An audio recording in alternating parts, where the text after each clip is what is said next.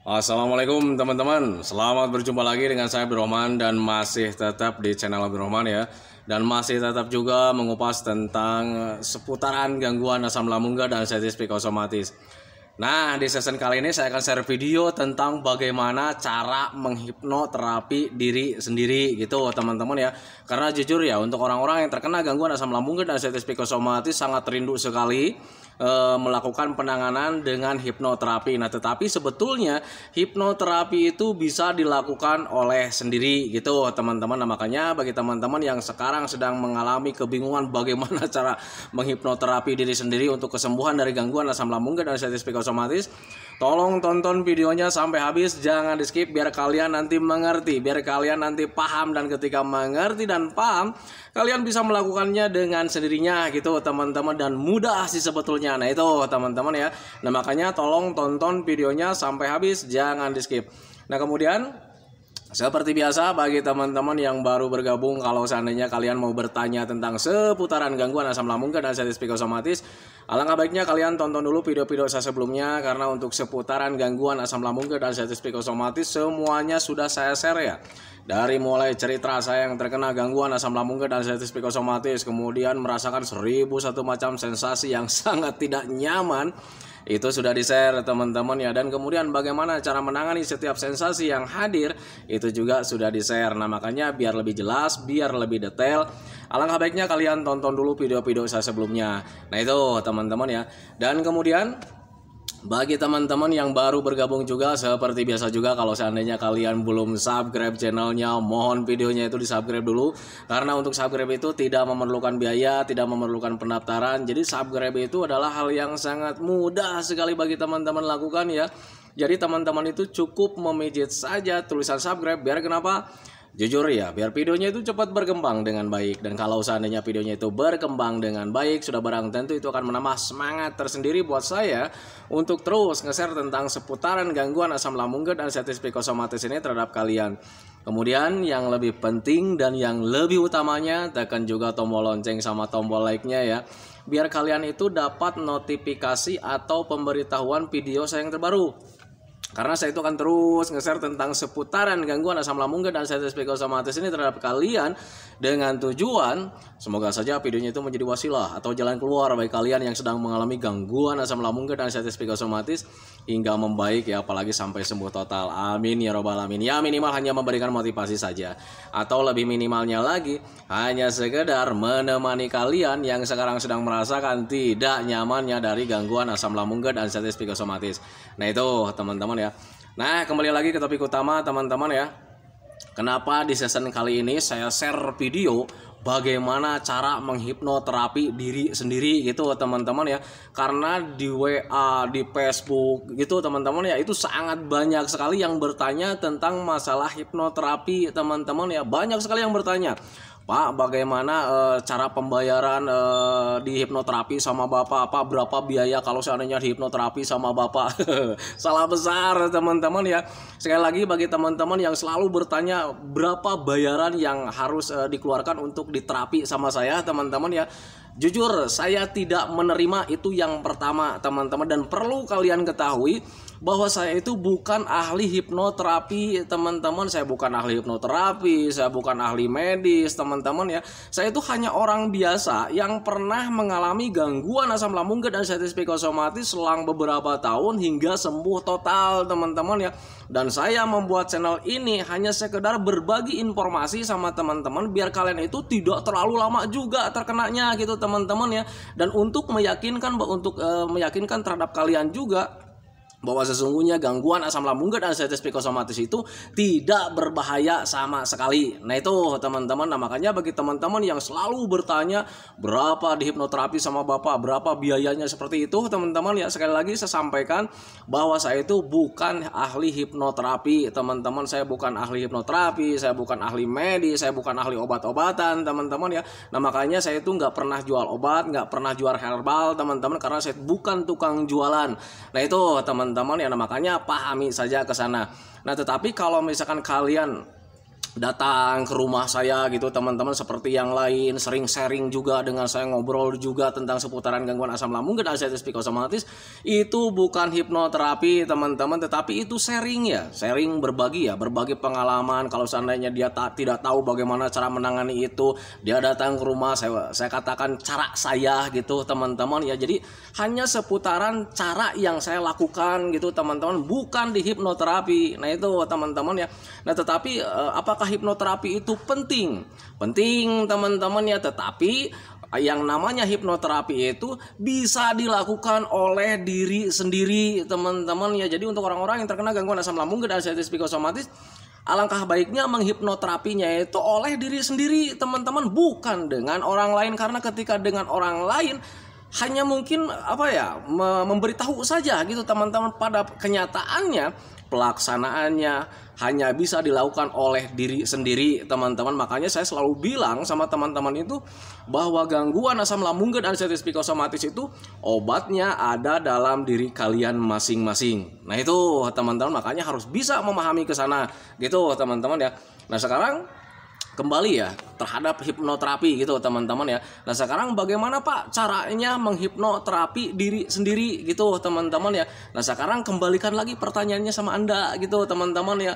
Pertanyaannya, kenapa kalian ingin dihipnoterapi? Kan seperti itu ya pertanyaannya. Kenapa kalian ingin dihipnoterapi? Saya ingin sembuh Pak. Sembuh dari apa gitu ya? Dari gangguan asam lambung GERD, anxiety psikosomatis. Nah itu teman-teman, karena gangguan asam lambung GERD, anxiety psikosomatis itu rasanya sangat tidak nyaman. Nah itu teman-teman ya. Kemudian pertanyaan dilontarkan juga dari saya. Nah itu teman-teman ya, kenapa gangguan asam lambung GERD, anxiety psikosomatis itu selalu kambuh-kambuhan gitu teman-teman ya? Jawabnya karena kita itu selalu teringat oleh gangguan asam lambung GERD, anxiety psikosomatis. Jadi kita selalu teringat dengan penyakit, selalu teringat dengan sensasi gitu teman-teman ya. Nah biar tidak selalu teringat dengan yang namanya sensasi teman-teman, biar tidak selalu teringat dengan yang namanya gangguan asam lambung GERD, anxiety psikosomatis, berarti itu harus dilupakan teman-teman ya. Nah itu pengalaman saya dulu gitu teman-teman ya. Berarti harus dilupakan. Nah sekarang bagaimana cara melupakan gangguan ini? Karena untuk gangguan ini, untuk melupakannya itu agak sulit teman-teman ya. Sedikit-sedikit kita teringat sedikit-sedikit kita teringat dengan sensasinya.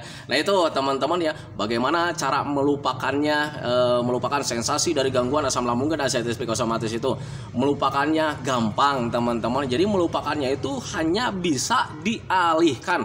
Untuk di awal-awal memang seperti itu. Nah itu teman-teman ya, hanya bisa dilakukan dengan cara dialihkan saja pemikiran kita atau ingatan kita terhadap hal-hal yang lainnya juga gitu teman-teman. Seperti apa? Terhadap kesenangan gitu teman-teman. Dan untuk melakukan kesenangan itu seperti apa? Banyak sekali ragamnya, banyak sekali caranya. Nah itu teman-teman ya, apa yang membuat kalian senang, apa yang membuat kalian bahagia, lakukan saja teman-teman ya. Tapi Pak, saya itu nggak bisa selalu teringat. Di awal-awal memang seperti itu teman-teman. Tetapi kalau misalnya kalian lanjut terus gitu teman-teman ya, ada sensasi, nggak ada sensasi, kalian tetap melakukan aktivitas yang menyenangkan, melakukan hobi-hobi yang menyenangkan. Karena caranya itu banyak sekali ragamnya juga gitu teman-teman ya. Nanti lambat laun yang namanya penyakit, yang namanya sensasi teman-teman ya, itu hilang dengan sendirinya, terlupakan gitu teman-teman ya. Tetapi dengan catatan, sebelum kalian melakukan hipnoterapi seperti itu teman-teman ya, kalian jangan lupa dengan yang namanya 3P-nya.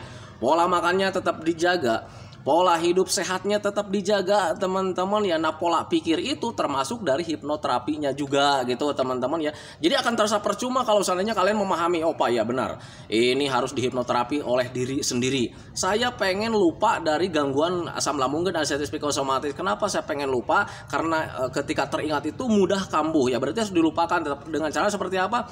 Melakukan hobi-hobi yang menyenangkan. Tetapi alangkah terasa percuma kalau seandainya kalian tidak jaga makan juga. Nah itu teman-teman, makanya yang namanya ketiga-tiganya itu harus kalian jalankan. Kenapa harus kalian jalankan? Karena pola pikir dan pencernaan itu saling berketerkaitan.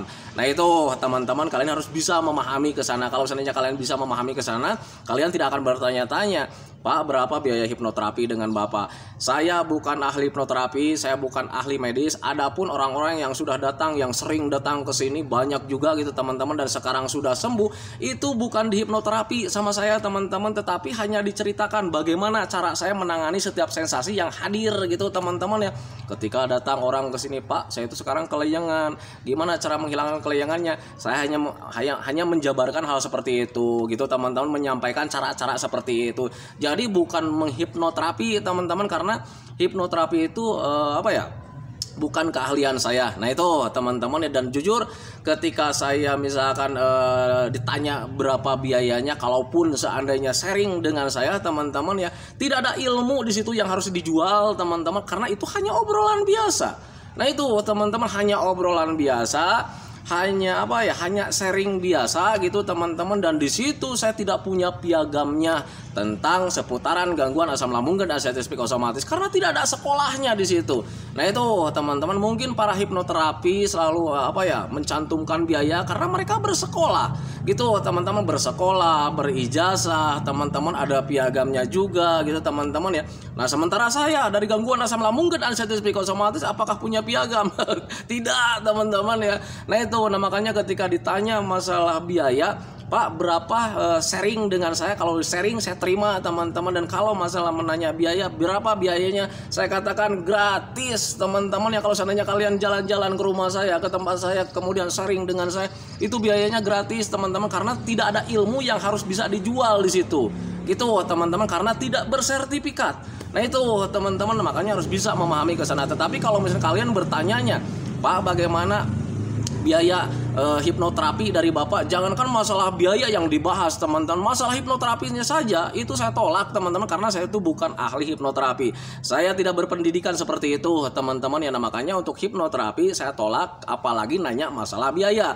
Tetapi kalau misalnya bertanyanya masalah sharing, Pak, apakah saya bisa sharing dengan Bapak? Bisa teman-teman. Berapa biayanya? Gratis teman-teman, karena tidak ada keahlian di situ, atau misalkan asam lambung dan anxiety psikosomatis berijazah di situ yang harus dijual. Tidak seperti itu teman-teman ya. Nah makanya bagi teman-teman yang ingin sharing dengan saya, sering datang ke rumah, silakan saja teman-teman ya. Nah tetapi di saya itu apa adanya, kadang duduk juga di mana aja gitu teman-teman ya. Nah itu teman-teman, makanya harus bisa memahami ke sana. Nah itu teman-teman ya. Jadi untuk orang-orang yang selalu bertanya bagaimana cara hipnoterapi dengan saya, alangkah baiknya kalian itu menghipnoterapinya itu oleh diri sendiri teman-teman ya. Dan kalau seandainya kalian bertanya bagaimana cara menghipnoterapi diri sendiri itu, ya kembalikan lagi pertanyaan-pertanyaannya itu dari diri Anda sendiri gitu teman-teman ya. Kenapa saya pengen dihipnoterapi? Karena saya pengen sembuh. Sembuh dari apa? Dari gangguan asam lambung dan anxiety psikosomatis. Kenapa pengen sembuh dari gangguan asam lambung dan anxiety psikosomatis? Karena rasanya tidak nyaman. Kenapa sensasi dari gangguan asam lambung dan anxiety psikosomatis itu selalu kambuh-kambuh gitu teman-teman ya?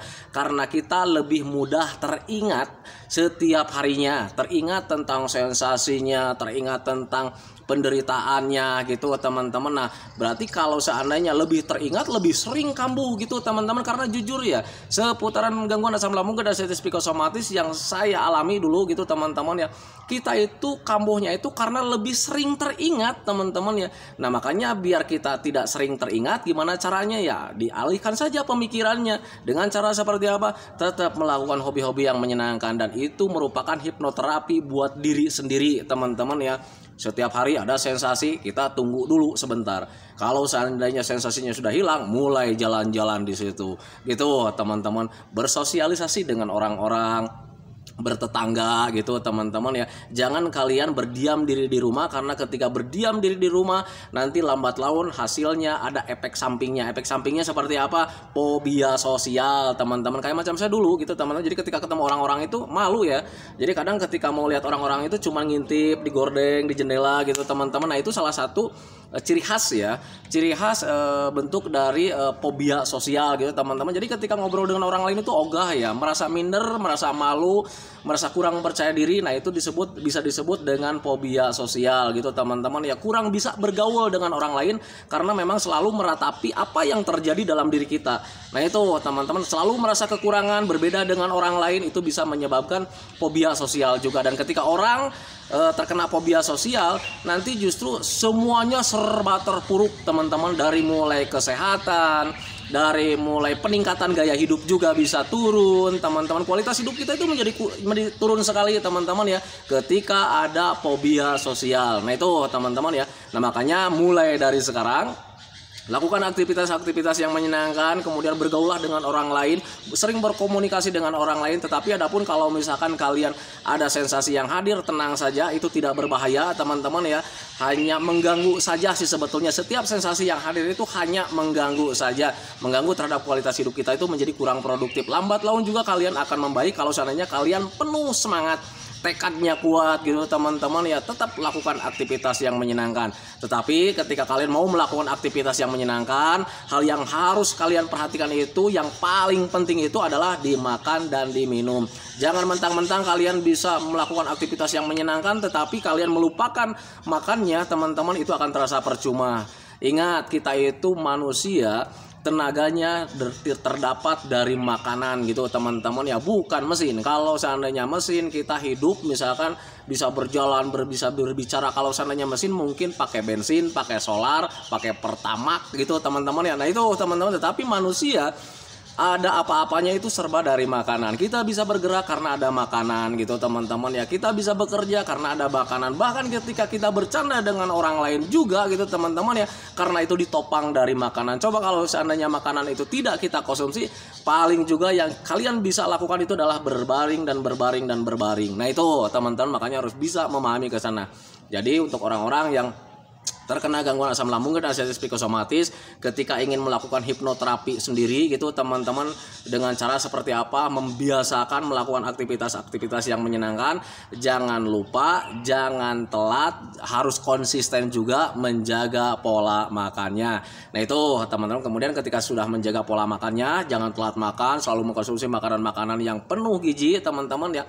Pola hidupnya juga jangan ditinggalkan gitu teman-teman. Jadi mulai dari sekarang jangan banyak begadang teman-teman ya, biasakan mulai dari sekarang itu tidur harus minimal 8 jam dalam satu malam. Tetapi ada kalanya untuk orang-orang yang terkena gangguan asam lambung dan anxiety psikosomatis, untuk tertidur itu agak sulit gitu teman-teman, karena selalu terbayang-bayang dengan dengan sensasi dari gangguan asam lambung dan anxiety psikosomatis. Rata-rata memang seperti itu teman-teman ya.